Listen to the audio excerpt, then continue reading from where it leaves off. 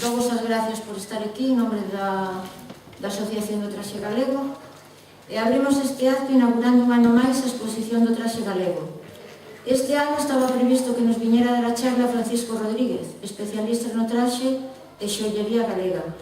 Por motivos axenos a nosa asociación non se puderon fazer as charlas cando estaba previsto pasarnos para este día.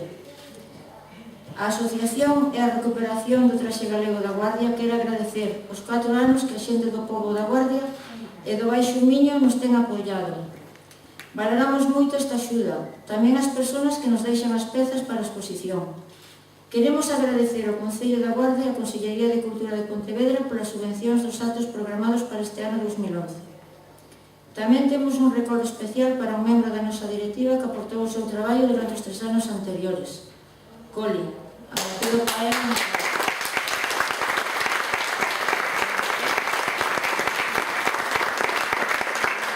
Este ano tomamos a decisión para cambiar un pouco o estilo da exposición, de falar con Patricia, que é unha persoa que é de Vigo e traballa no traxe galego, e foi a que montou este ano a exposición. Darlle as gracias tamén e a prensa pola súa cobertura. Gracias de novo a todos e pasa a palabra ao señor alcalde da Guarda. Moitas gracias. Boas tardes. Evidentemente eu non somos instituto de quen tiña que dar a charla porque un ben pouco pode apertar nese campo. Noutros espero poder decir alguna cousiña. O primeiro, darvos as gracias á directiva e a todos os integrantes da Asociación da Recuperación do Traxe Galego aquí na Guarda pola oportunidade, primeiro, por convidarnos, por convidar a corporación, e algún outro membro da corporación aquí presente tamén, e segundo, por a oportunidade de dirixirme a todos vos, moi fundamentalmente a todas vos. A verdade é que refiro a mí mesmo, ata hai un par de anos ou 3 non sabía nada de traxe galego e teño que confesarlo. Foi a raíz da creación desta asociación cando empezou a romper certos mitos que había sobre o traxe galego. Porque eu, cando menos, e supoño que vos pasaría a moitos e a moitas de vos, tiñamos a concepción dese traxe galego únicamente o bonito, o de gala, por así decirlo, cando existe, e o puden comprobar nos distintos actos que asistín con vos, a ese traxo de cotío, de diario, de faena.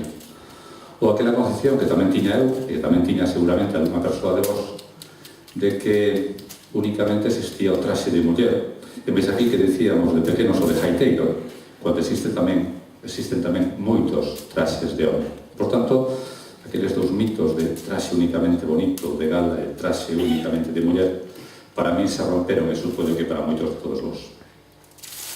A historia do pobo, a historia da Guarda neste caso, escríbese en base ás pequenas e ás grandes cousas.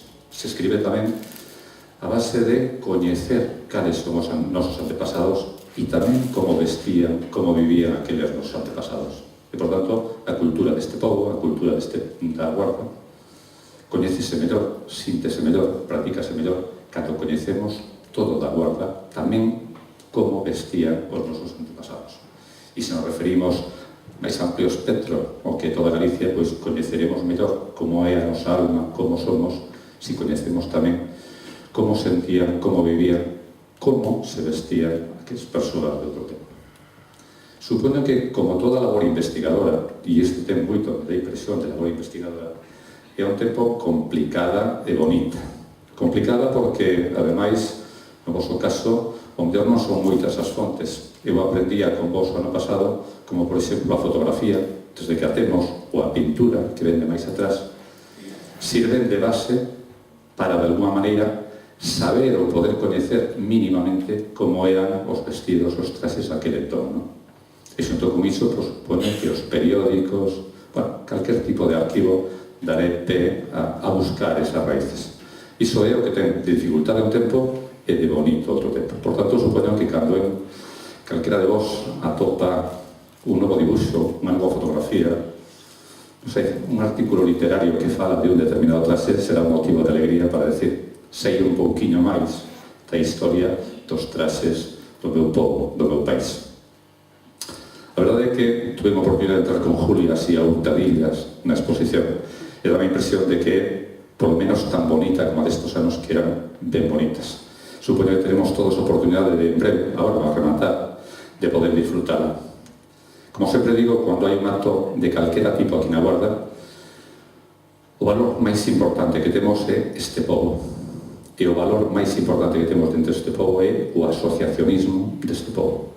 Por tanto, cada vez que se crea unha asociación, sea da índole que sea, de carácter social, cultural, deportivo, de ocio, o que sea, está incrementando o que é o acervo cultural deste pueblo.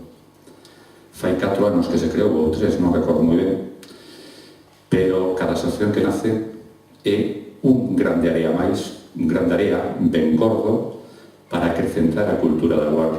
Por tanto, dende o Concello, e a pesar dos tempos de apertura que estamos vivindo, que todos están despasando na vosa propia vida, que estamos pasando nas asociacións, que estamos pasando no Concello, pois toda a colaboración que podemos prestar para este e para outros actos.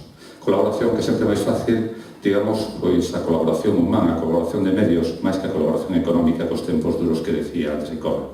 Pero en todo caso, sempre, na medida das posibilidades, o Concello, sea quen sea o que este frente do Concello, porque eu creo que se hai unha cousa na que coincidimos todas as forzas políticas deste pobo é no respecto e na consideración, na alta consideración que temos a todas as asociacións que conforman un entramado sociocultural deste pueblo.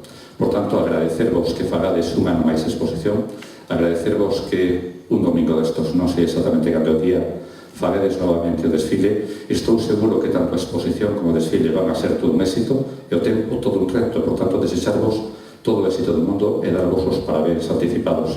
E nada máis, me decía máis Julia e Carmen que desde aquí que declarara inaugurada a exposición que vamos a ver a continuación e, por tanto, de rigor, declaramos inaugurada a exposición do Traxe Galego. Moitas gracias.